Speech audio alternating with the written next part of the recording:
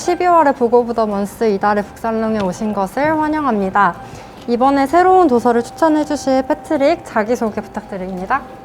네, 안녕하십니까. 저 CPG T2에서 일을 하고 있는 패트릭입니다. 마케팅, 기획 업무를 진행하고 있습니다.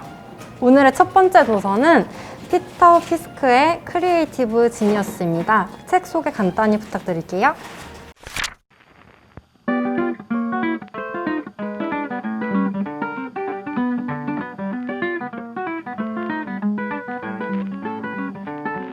네, 이 크리에이티브 지니어스라는 책은 기본적으로 창의력에 대해서 이야기를 하고 있습니다.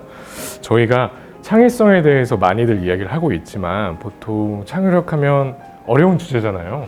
평소에 어떻게 창의력에 대해서 이야기하고 계신가요? 그렇죠. 저희가 이제 평소에도 많은 이야기를 하고 있는데요. 창의력에 대해서.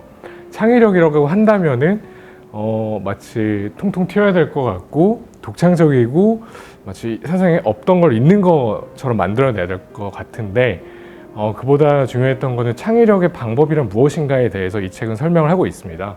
그래서 창의력에 대해서 대표적인 기업들 애플도 있고 사실 삼성 또한 창의적인 활동들을 많이 하고 있습니다. 이처럼 프로젝트나 사업에 대해서 창의력이 어떤 요소에 투입되는가를 사례 분석을 통해서 설명하고 있기 때문에 이 책을 통해서는 창의력의 시작부터 창의력에 대한 아이디어 기획 그리고 제작물 등에 대해서 사례들을 통해서 알 수 있습니다.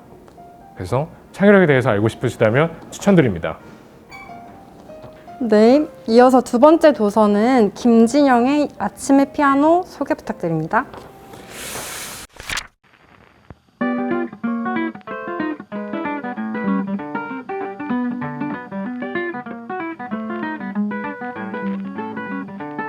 김진영 철학자입니다. 김진영 철학자의 아침의 피아노라는 책인데요. 사실 이 책은 문장들이 좀 무겁습니다. 왜냐면은 이 김진영 철학자가 죽기 직전까지 썼던 병상일기로서 내가 하루하루 살아가는 하루 등에 대해서 기록을 했는데요. 이 기록이 사실 큰 울림이 왔던 것은 사실 저희 모두가 일반적이고 매우 평범하게 하루를 살아가고 있잖아요.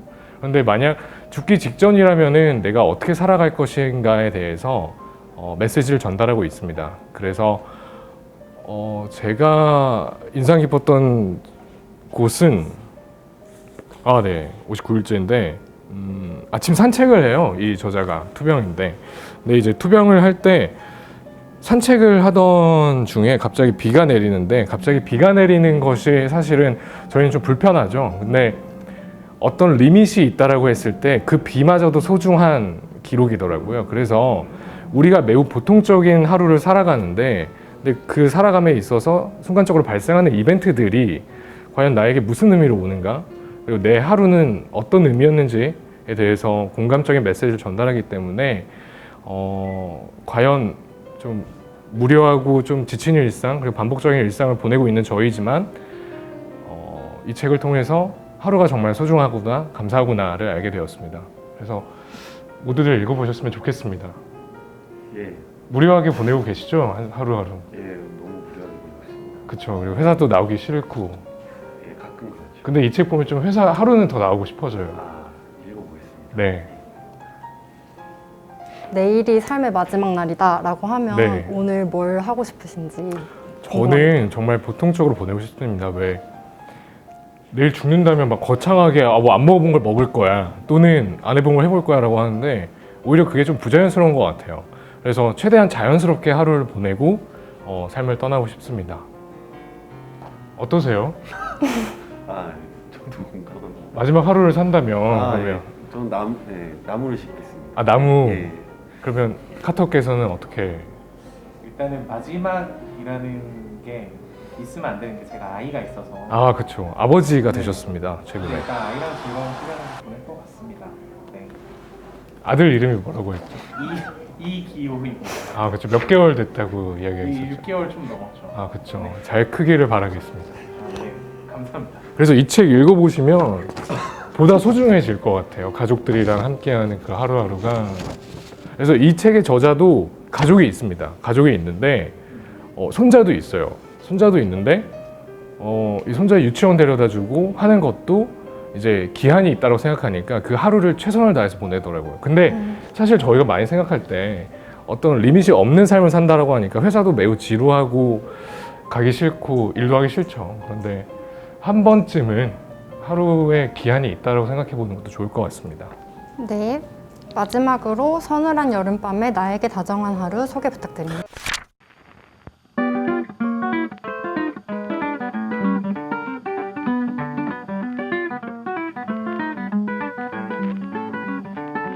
이 나에게 다정한 하루는 앞서 설명한 책과는 다르게 조금 가볍습니다. 이 가볍다라고 하는 점에 대해서는 저희가 어떤 사회적인 통념이나 규범 속에서 살아가는데 마치 짜여진 틀 안에서 저희들이 있는 것 같잖아요. 생각을 할 때.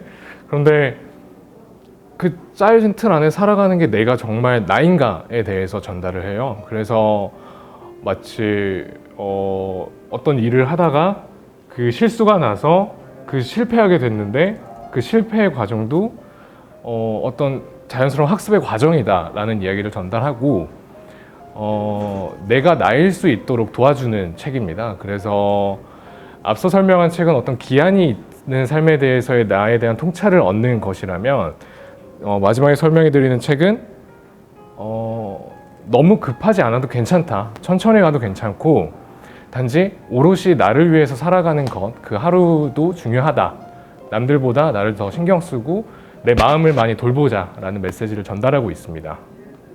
그래서 이 책의 헤드카피처럼 넘어지면 어때, 후회하면 어때라는 거에 대해서 상처받지 않도록에 대한 내용들, 그리고 자기 자존감을 올려줄 수 있는 내용들 전달하고 있고요. 가장 중요한 건 매우 쉽습니다. 그림 일기 형식으로 되어 있어서 하루면 다 봐요. 아니, 하루도 안 걸릴 것 같아요. 한 3시간이면 다 봐요. 그래서 정말 좋습니다. 이거는 다 읽어주셨으면 좋겠어요, 정말로. 그렇다면 혹시 이 책을 읽게 되신 계기가 따로 있을까요? 특별히. 계기요. 저희가 상처를 받잖아요. 그런데 그 상처라는 것들이 사람에게서 받는 상처가 좀 많습니다.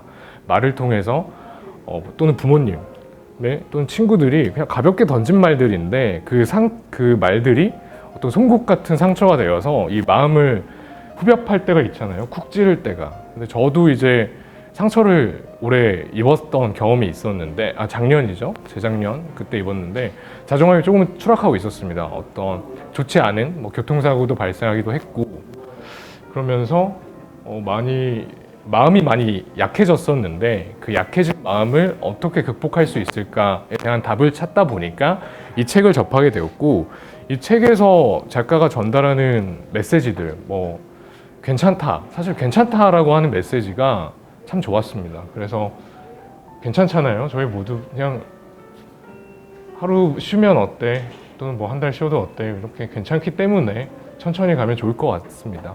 그래서 상처를 받았던 마음을 치유하고자 책을 읽게 되었습니다.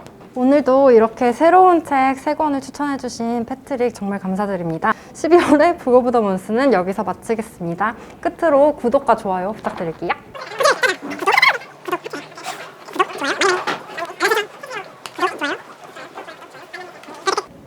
하나, 둘, 셋. 구독, 좋아요 많이 많이